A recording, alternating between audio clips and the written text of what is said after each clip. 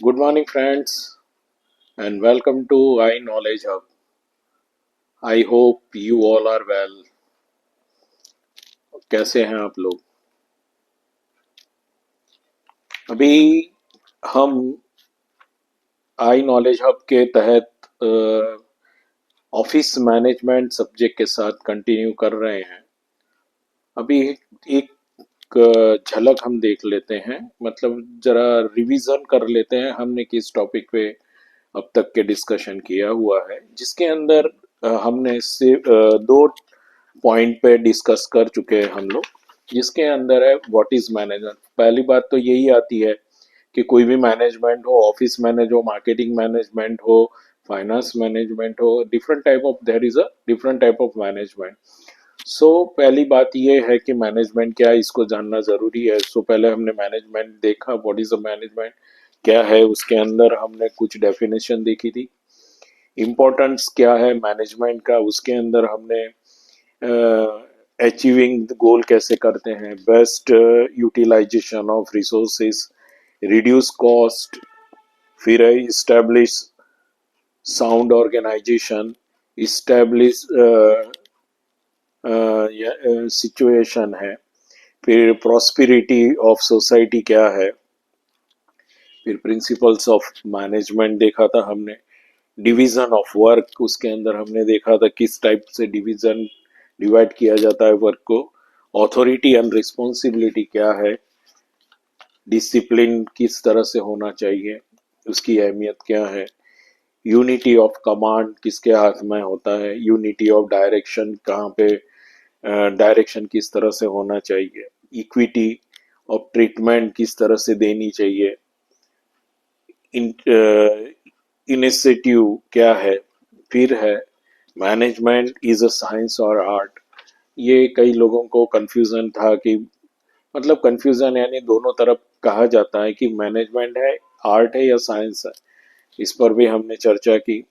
और उसके मतलब फॉर फीचर्स क्या है मैनेजमेंट के, मतलब साइंस के क्या फीचर्स है, आर्ट्स के क्या फीचर है वो देखे, और इम्पोर्टेंस ऑफ मैनेजमेंट देखा। उसके बाद हमने सेकंड चैप्टर देखा था, जिसके अंदर हमने मैनेजमेंट की इम्पोर्टेंस और उसके फंक्शन क्या होते हैं वो देखे। उसके अंदर इम्पोर्टेंस ऑफ मैनेजमेंट के अंदर हमने ऑफिस इंफॉर्मेशन सेंटर, ऑफिस क्या है, एक इंफॉर्मेशन सेंटर है, ऑफिस कम्युनिकेशन चैनल है, ऑफिस कोऑर्डिनेशन किस तरह से रखता है, फिर रिलेशन विथ कस्टमर कैसे रखना है ऑफिस को, रिलेशन विथ वर्कर्स, फिर रिलेशन टू द गवर्नमेंट और जनरल पब्लिक यानी आम लोगों के लिए ऑफिस की क्या रिस्पॉन्सिबिलिटी है वो देखी। फिर आएगा ऑफिस फंक्शन। अभी ऑफिस फंक्शन के अंदर हमने दो पार्ट किए देखे थे, डिवाइड किए थे, जिसके अंदर एक बेसिक फंक्शन और एक एडमिनिस्ट्रेटिव फंक्शन। बेसिक फंक्शन के में हमने देखा रिसीविंग इंफॉर्मेशन, जिसके अंदर दो पार्ट और है, जिसके अंदर इंटरनल सोर्सेस और एक एक्सटर्नल सोर्सेस यूं। और सेकंड है रिकॉर्डिंग इंफॉर्मेशन, अरेंजिंग इंफॉर्मेशन, फिर है गिविंग इंफॉर्मेशन, इस लेना देना इंफॉर्मेशन का, उसको फिल्टराइज कैसे करना। फिर एडमिनिस्ट्रेटिव मैनेजमेंट फंक्शन क्या है, उसके अंदर हमने देखा तो मैनेजमेंट फंक्शन के 8 पॉइंट है जो आगे आएंगे हमें, जिसके अंदर अभी हम आगे इस चैप्टर में देखेंगे, जिसके अंदर है planning, organising, staffing, direction, communication, controlling, coordination और मोटिवेशन। इतने पॉइंट है। और सेकंड पॉइंट था पब्लिक रिलेशन, क्या क्यों जरूरी है, और आम जिंदगी में भी पब्लिक रिलेशन क्यों जरूरी है, उसकी बारे में हमने चर्चा की थी। Instituting office system and routine, मतलब ऑफिस का रूटीन कैसा होता है और सिस्टमेटिकली किस तरह से चलाया जाता है उसका देखा हमने। रिटेंशन ऑफ रिकॉर्ड, किस तरह से रिकॉर्ड को मैनेज किया जाता है। सेफ गार्डिंग एसेट्स क्या है हमारी, मतलब हमारी क्या क्या एसेट्स हैं जो हमारे ऑफिस में अगर कल उठ के कोई प्रॉब्लम आती है तो वो सेफ गार्डिंग एसेट्स कैसी होती है, फिक्स फर्नीचर और मूवेबल फर्नीचर, ये सब बारे में हमने देखा था। फॉर्म्स डिजाइन, कुछ भी पेपर को डिजाइन करना हो, फॉर्म्स से लेके, मैंने आपको बोला था कि वाउचर्स होते हैं, बहुत सी चीजें ऑफिस के में स्टेशनरी छापनी पड़ती है, तो उस स्टेशनरी को प्रिंट कराने के लिए भी कंट्रोल होना चाहिए, और किस तरह से कब तक कब कब क्या कितनी स्टेशनरी का प्रिंटिंग होना चाहिए, इस बारे में हमने देखा। फिर है stationery and supply control. Stationery की ऑफिस में जरूरत पड़ती है, हर ऑर्गेनाइजेशन के ऑफिस में।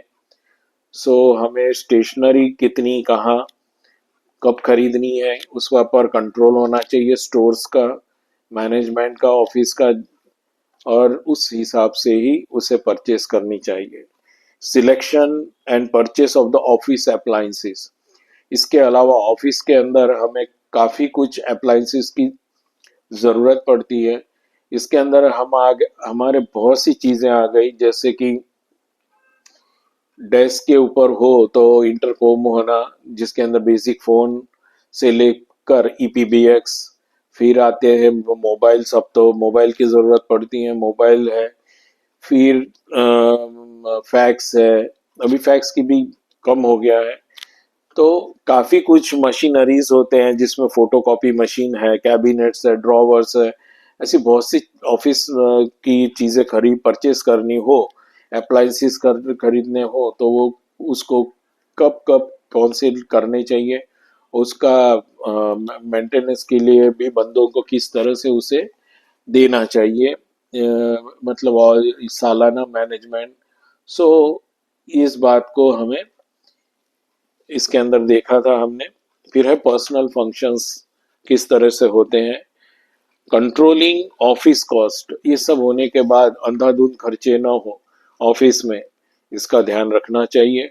ये सब ऑफिस की जिम्मेदारी होती है कि हम कंट्रोल कॉस्ट को कंट्रोल करें। आज हम न्यू चैप्टर की ओर कदम बढ़ाते हैं, जहाँ पे थर्ड वन है हमारा चैप्टर, एडमिनिस्ट्रेटिव ऑफिस मैनेजमेंट। अब एडमिनिस्ट्रेटिव लेवल पे ऑफिस मैनेजमेंट कैसा रहेगा वो देखते हैं।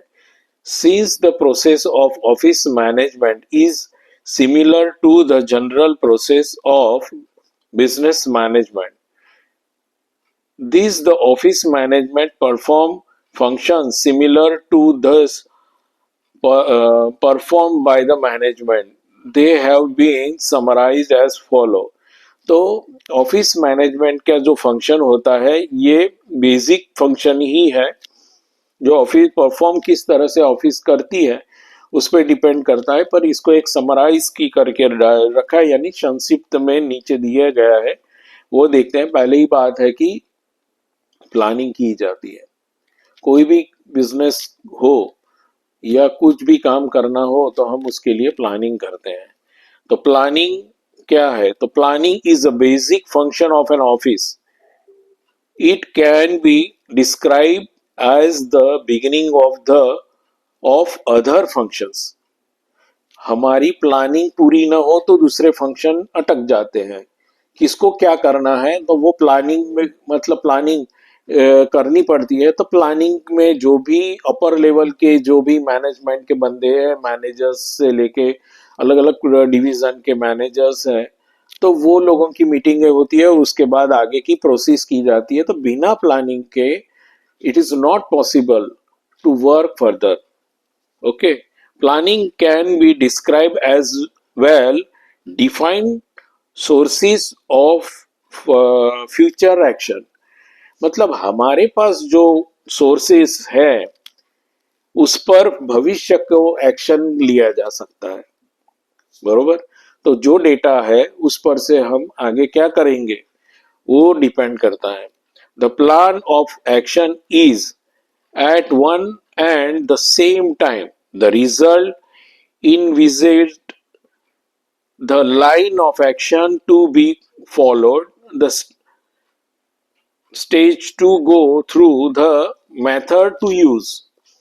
मतलब परिपक्व, मतलब वो मैच्योर्ड तब गिना जाता है जब रिजल्ट आने के बाद।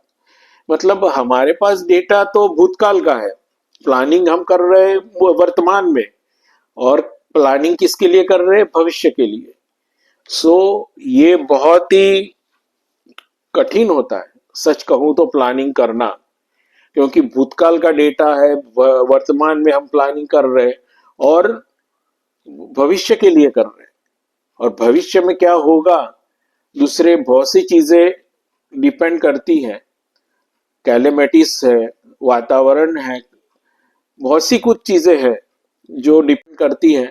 तो ये सब डिपेंड करने मतलब होने जो हमें पता भी नहीं है, इसके बाद हमारा प्लानिंग सक्सेस हो, तो इसके लिए बहुत ही सटीक प्लानिंग करना जरूरी है। और ये एक बहुत अच्छा सेंटेंस है, planning is a mental process based on available mass of facts and further possibility future possibility, sorry. Planning is a mental process, देखिए ये मतलब मानसिक प्रक्रिया है, ठीक है। अवेलेबल मास मैंने बताया ना कि जो हमारे पास डेटा है उस पर से ये मानसिक प्रतीक मतलब हमने प्रोसेस करनी है, mass of fact and future possibilities, मतलब भविष्य में होने वाली संभावनाओं को ध्यान में रखकर हमें ये प्लानिंग करनी पड़ती है। देखो, कोई बोलते हैं ना कि हम प्लानिंग कर लेंगे तो ये कर लेंगे, इट इज नॉट इजी, क्योंकि उसमें पैसा लगता है, लेबर लगता है, जो वक्त चला जाएगा वो वापस नहीं आता है। सो प्लानिंग उस हिसाब से ही करनी पड़ती है, जो बहुत दिमाग लगाकर करना पड़ता है कि अभी फिलहाल अ, मतलब एटमॉस्फियर कैसा है, भविष्य में बारिश आएगी कि क्या, बर्फ गिरेगी कि क्या, उसके बाद कहीं बाढ़ आ गई, कहीं इकोनॉमी क्रैश हुई, ये सब पर किसी का कोई कंट्रोल नहीं है। ये सब चीजों को ध्यान में भी रखकर कुछ प्लानिंग करनी पड़ती है। और हमारे पास जो फंड है, भूतकाल में हमने जो गलतियां की उसको सुधारे, और भविष्य में हमें क्या कहा करना पड़े कि या तो हम डाउन ना आए पर स्टेडी रहे, अपना जा सके, तो कम से कम स्टेडी तो रहे। तो ये बहुत बड़ी मतलब चैलेंज होता है हर मैनेजर के लिए कि प्लानिंग सही और सटीक हो। सेकंड है organising. The function of organizing refers to the creation of structure of duties and functions to achieve the objects of the enterprises. Certain structure मतलब हमने जो स्ट्रक्चर बनाया है उस तरह से डिवाइड करनी पड़ती है ड्यूटीज को, और अचीव का ऑब्जेक्ट करने के लिए हम ऑब्जेक्ट्स मतलब हमारा जो ध्येय है उसे पाने के लिए उस तरह से डिवाइड की जाती है हमारी ड्यूटीज को। The office is to be organise and duties and functions are to be defined to determine activities, authority, responsibility, relationship, so that the office functions smoothly.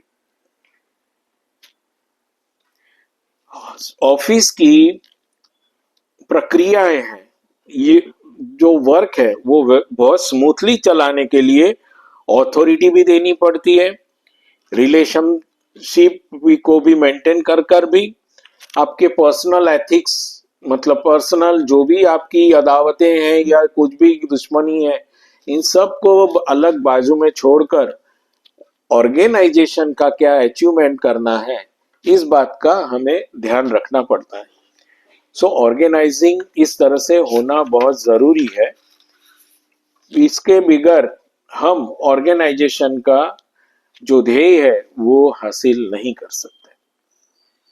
Third one है staffing. Staffing is the executive function which involves the recruitment, selection, compensation, training, promotion, and retirement of the subordinate managers Office management also involves this process. How can the office hopes to function smoothly without staffing?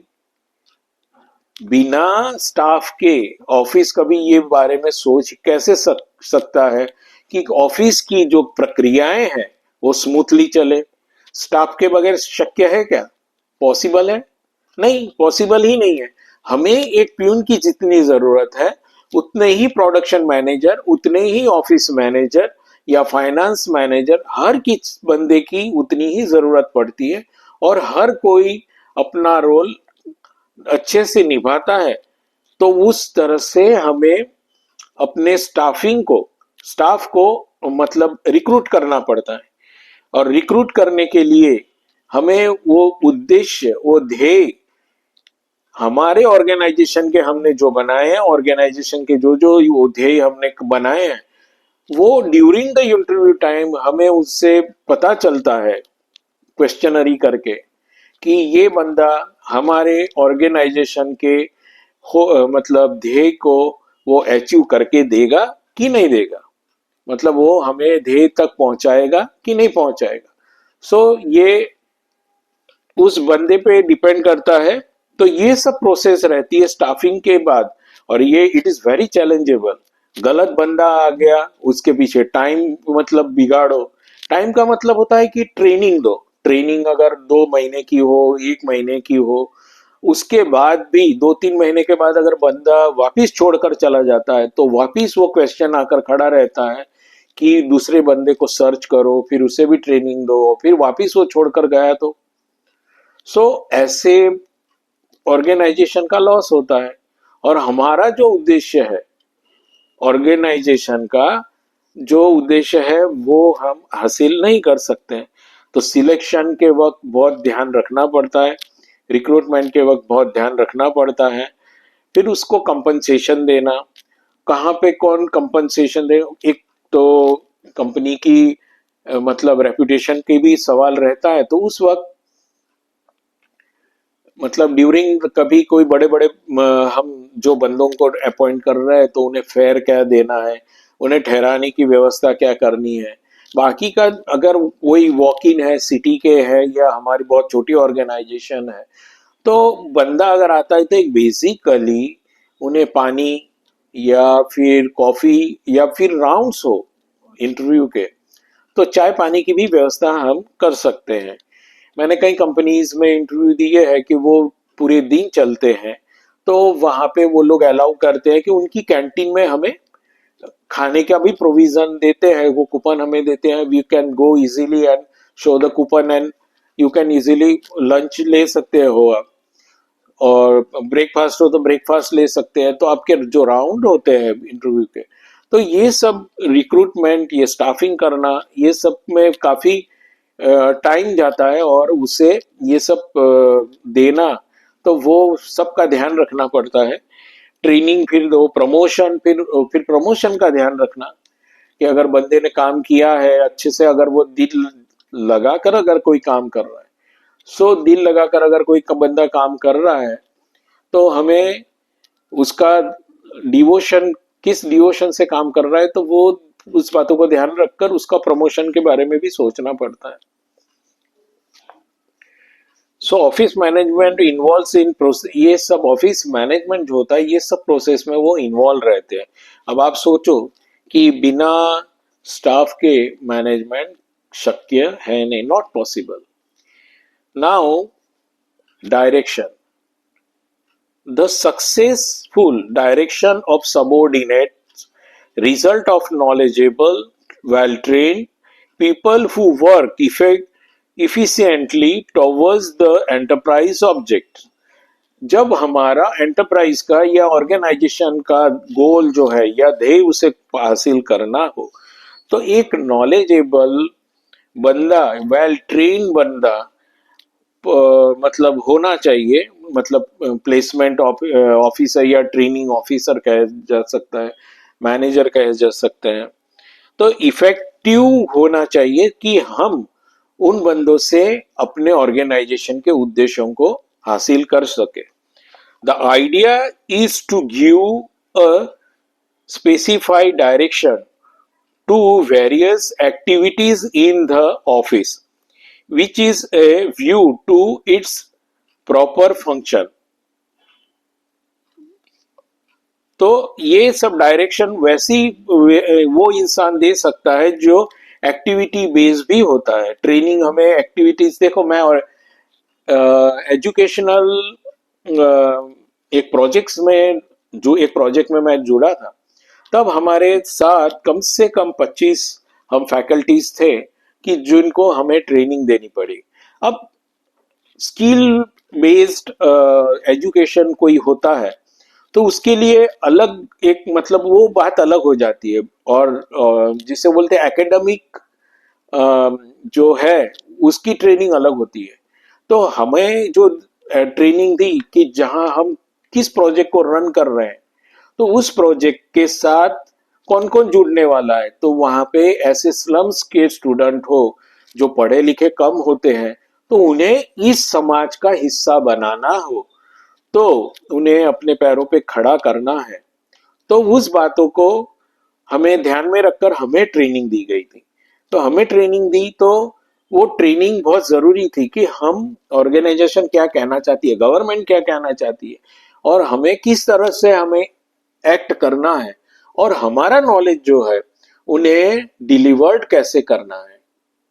सो ये बहुत जरूरी है कि हम किस तरह से उसे डिलीवर्ड करते हैं, ताकि वो, देखिए सामने बैठा हुआ बंदा जो होता है वो एक दिमाग जैसे नहीं होते, वो अलग अलग माहौल से आते हैं, उनकी सोचने की शक्ति अलग होती है, एजुकेशन अलग होता है, उनके घर का माहौल अलग होता है, अलग अलग एरिया में रहते हैं। सो इनकी सोच अलग होने की वजह से हमें उस तरह से ट्रेनिंग देनी पड़ती है, तो हमें डिलीवर्ड भी हमारा नॉलेज उसी तरह से करना पड़ता है। सो डायरेक्शन अपर लेवल से नीचे की तरफ आता है, तो उसी तरह से हमारे उनके उद्देश्य, ऑर्गेनाइजेशन के उद्देश्य डाउन किस तरह से जाने चाहिए, वो अच्छी तरह से एक्सप्लेन होना बहुत जरूरी है effectively. This idea gives specified direction to the various activity in the office with a view to its proper function. मतलब ये proper function होना चाहिए। These are certain underlying principles of direction which must be considered when this function is performed. फिर इसके बाद training देने के बाद कि भी कैसा फंक्शन होना चाहिए। देखिए मेरी प्रोसेस डायरेक्शन इस तरह से होता है कि उसका आपने जिन बंदों को ट्रेनिंग दिया तो वो ट्रेनिंग किस तरह से कंप्लीट हुई, या वो उद्देश्य निकल रहा है कि नहीं, ये भी बहुत जरूरी है। उसके लिए मॉनिटरिंग करना भी जरूरी है। देखिए हमें ट्रेनिंग मिली, हम फैकल्टीज के तौर पे ज्वाइन हुए, फिर हमें अलग अलग सेंटर्स में भेजा गया जहां हमें अलग अलग रोल मिले। हमारी जिस सब्जेक्ट्स पे कमांड थी उस सब्जेक्ट के लिए हमारे स्टूडेंट को डिलीवर्ड करना था।